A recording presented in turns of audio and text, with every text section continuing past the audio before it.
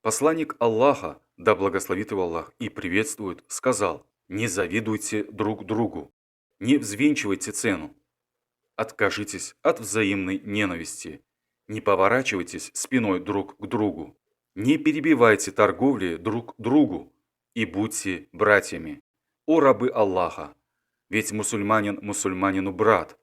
И посланник Аллаха, да благословит его Аллах и приветствует, трижды указал рукой себе на грудь, после чего сказал: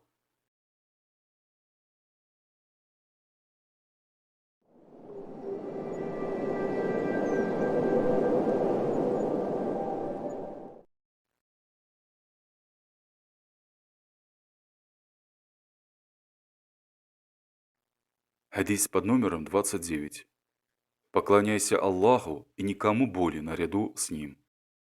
Сообщается, что Муаз ибн Джабаль, да будет доволен им Аллах, сказал: «Однажды я сказал: о посланник Аллаха, расскажи мне о таком деянии, которое позволит мне войти в рай и удалит меня от огня». Пророк, да благословит его Аллах и приветствует, сказал: «Ты спросил о великом деле, но, поистине, оно будет легким для того, кому Аллах облегчит это. Поклоняйся Аллаху и никому боли наряду с Ним. Совершай молитвы, выплачивай закят, постись во время Рамадана и соверши хадж к дому». Потом он сказал: «Не указать ли тебе на врата блага?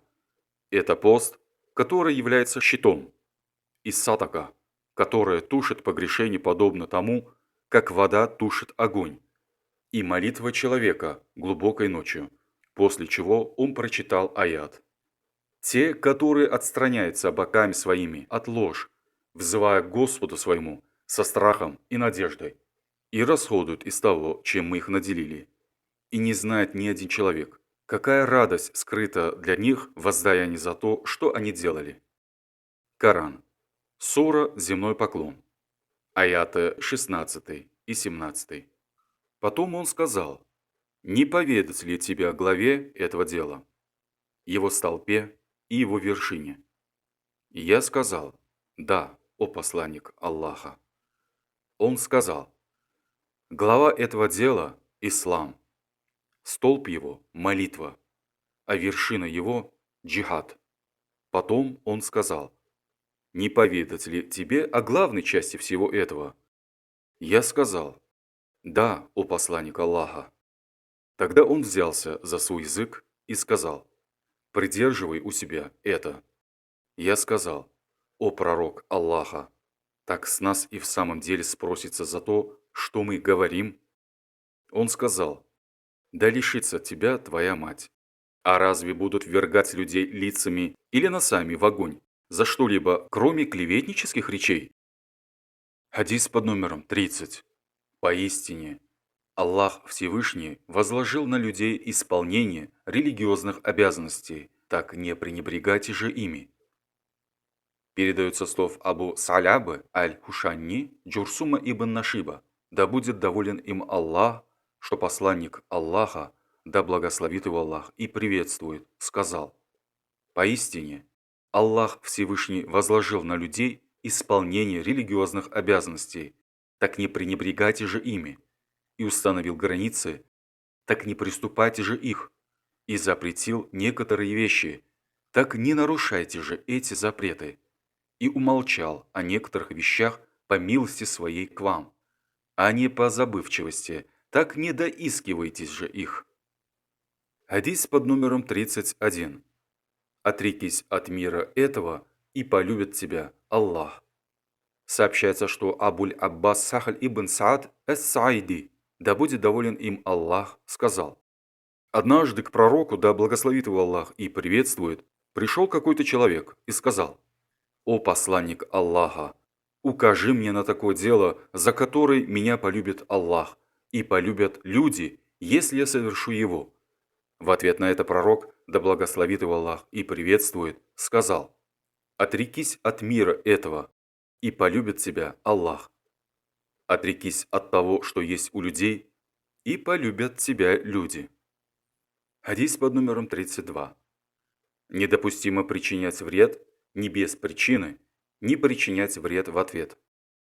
Передается со слов Абу Саида Саада ибн Синана аль-Худри, да будет доволен им Аллах, что посланник Аллаха, да благословит его Аллах и приветствует, сказал: недопустимо причинять вред ни без причины, ни причинять вред в ответ. Хадис под номером 33. Притязающему следует представить доказательства, а отрицающему принести клятву. Передается со слов Ибн Аббаса, да будет доволен Аллах ими обоими, что посланник Аллаха, да благословит его Аллах и приветствует, сказал: если людям будут давать требуемые ими только на основании их притязаний, то одни обязательно станут покушаться на имущество и жизнь других. А поэтому притязающему следует представить доказательства, а отрицающему принести клятву. Муслим приводит слова пророка, да благословит его Аллах и приветствует, в следующем виде: если людям будут давать требуемое только на основании их притязаний, то одни люди обязательно станут покушаться на жизнь и имущество других, а поэтому обвиняемый бездоказательно должен принести клятву.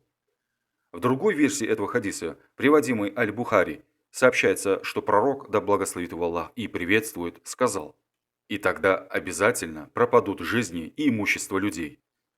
В другой версии этого хадиса, приводимой в обоих сахихах, сообщается, что посланник Аллаха, да благословит его Аллах и приветствует, потребовал от того, кого обвиняют бездоказательно, приносить клятву. Хадис под номером 34. Пусть тот из вас, кто увидит порицаемое, изменит это собственноручно. Сообщается, что Абу Саид аль-Худри, да будет доволен им Аллах, сказал: я слышал, как посланник Аллаха, да благословит его Аллах и приветствует, говорил: пусть тот из вас, кто увидит порицаемое, изменит это собственноручно. Если же он не сможет сделать этого, пусть изменит это своим языком. А если не сможет и этого, то своим сердцем. И это будет наиболее слабым проявлением веры. Хадис под номером 35. Не завидуйте друг другу, не взвинчивайте цену, откажитесь от взаимной ненависти.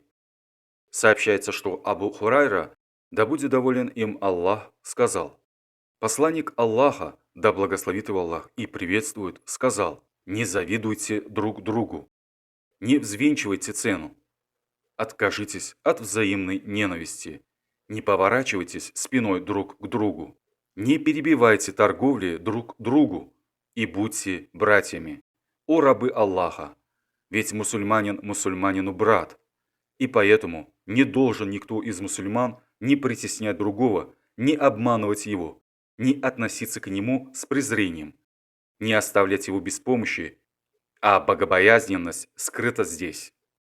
И посланник Аллаха, да благословит его Аллах и приветствует, трижды указал рукой себе на грудь, после чего сказал: достаточно будет вреда тому человеку, который презирает своего брата в исламе. И для каждого мусульманина должны быть неприкосновенными жизнь, имущество и честь другого мусульманина.